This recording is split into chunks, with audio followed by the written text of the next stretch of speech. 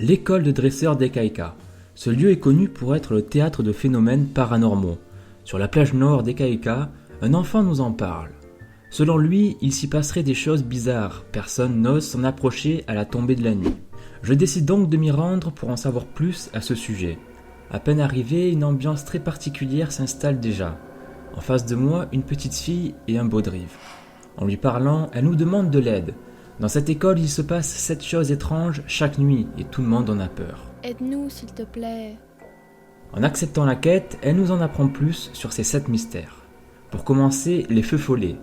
À l'incinérateur de l'école, on y entend des pleurs. En s'y dirigeant, on entend quelqu'un parler. Brûler. Elles doivent brûler.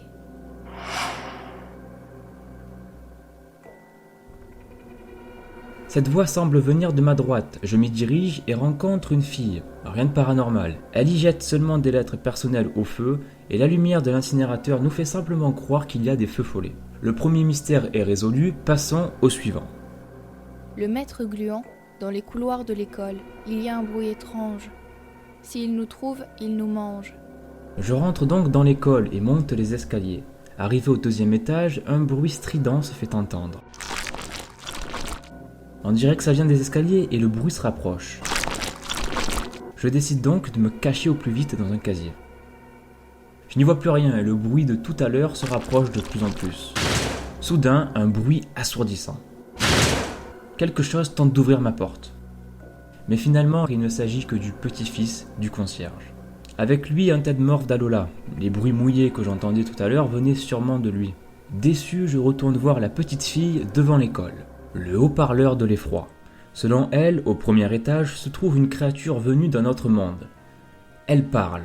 Je retourne donc encore une fois dans cette satanée école et je sens que là encore il s'agit simplement d'un malentendu. Mais bon, allons-y quand même. Cette fois-ci, je vais au 1er étage, dans ce qui semble être la salle informatique. Personne. Mais tout à coup...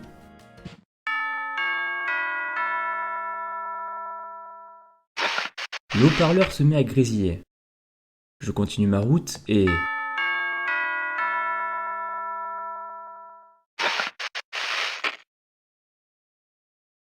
M'empêche, je peux plus sortir. Enfin, quelque chose d'intéressant. Je décide de quitter la salle et... là encore, un simple malentendu. Je commence vraiment à croire que ces histoires d'école hantée... C'est de la poudre de perlimpinpin. Bon, je retourne voir la demi-portion devant l'école et elle a intérêt à me donner quelque chose d'intéressant cette fois. En lui parlant, cette chose juste derrière elle m'intrigue. On dirait une stèle commémorative ou alors, vu la forme que ça a, plutôt une... Bon, j'y jetterai un œil plus tard. Plus que 4 mystères. Allez, on y croit. Le journal maudit. Au 2e étage, sur l'étagère, il y a un livre. Si tu le lis, la peur t'envahit. Si tu le lis, il t'emmènera loin, loin. Ouais, bof, je vois pas ce qu'un livre peut me faire, mais bon, allez, feu. Le 2e étage, donc les escaliers, et voilà. Ok, ça doit être ce livre avec la couverture verte. Un journal intime plutôt poussiéreux.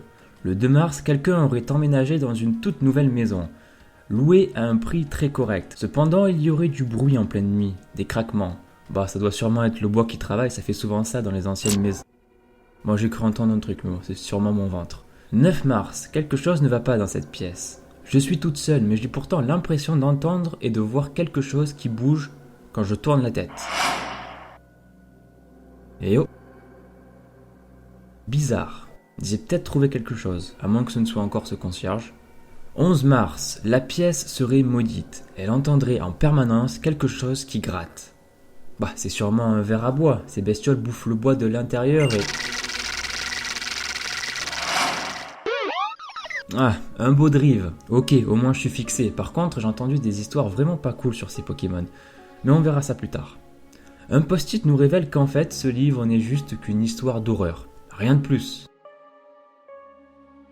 Baudrive, il m'a joué un tour il y a longtemps.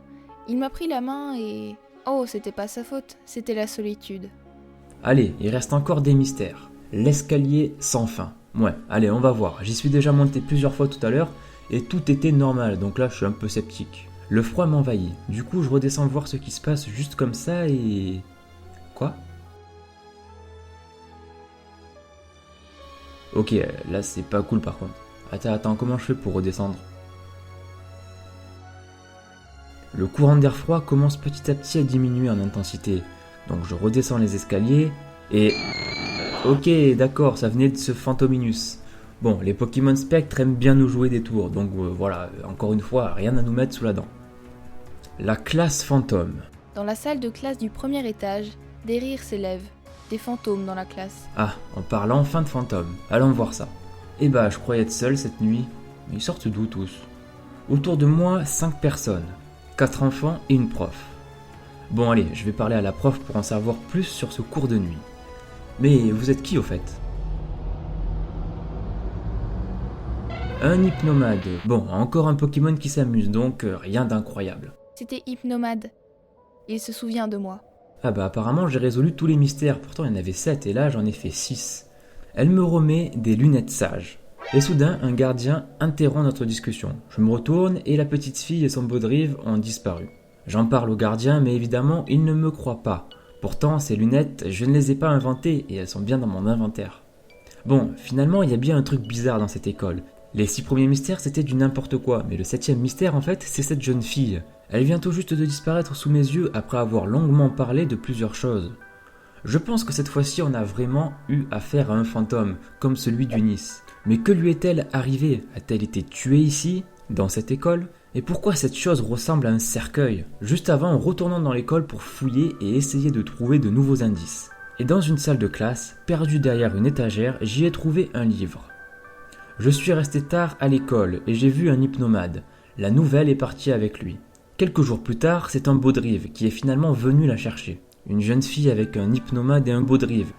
Je vous propose de mieux comprendre l'histoire de ce fantôme avec ces deux théories.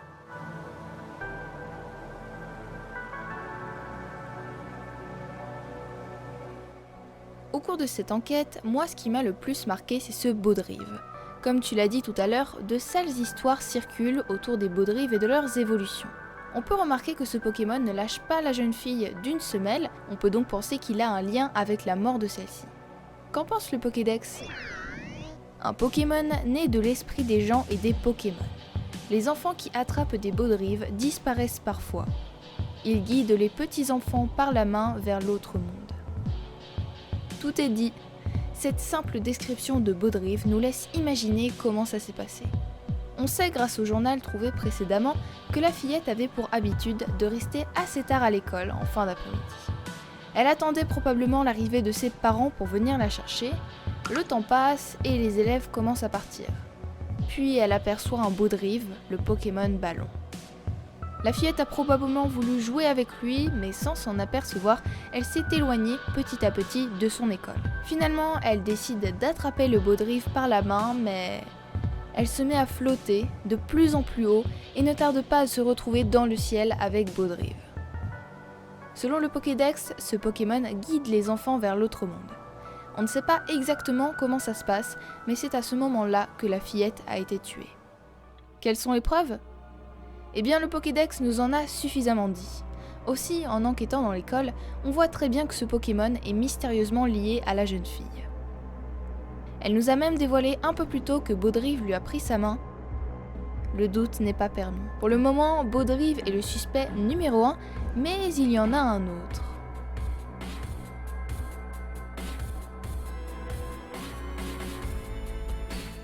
La liste des suspects n'est pas longue, mais il y a tout de même un deuxième monstre qui pourrait être à l'origine de la mort de la fillette.